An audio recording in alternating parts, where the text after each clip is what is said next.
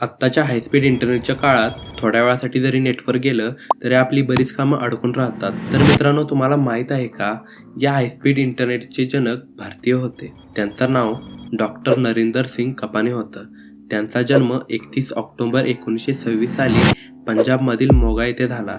त्यांना लहानपणापासूनच लाईटला कशी बेंड करायची याची क्युरिओसिटी होती. त्यांचं शिक्षण आग्रा येथे झालं. पुढच्या शिक्षणासाठी ते इम्पिरियल कॉलेज लंडन येथे गेले. तिथे जाऊन त्यांना कळालं की युरोपियन सायंटिस्ट पहिल्यापासूनच लाईटला कशी बेंड करायची यावर एक्सपेरिमेंट करत आहेत, पण त्यामध्ये त्यांना यश येत नव्हतं. 1954मध्ये नरेंद्र यांना यामध्ये यश आलं. त्यांना कळालं की वाकवलेल्या फायबरमधून लाईट ट्रान्सफर करू शकतात. त्यांनी याला नाव दिलं फायबर ऑप्टिक्स.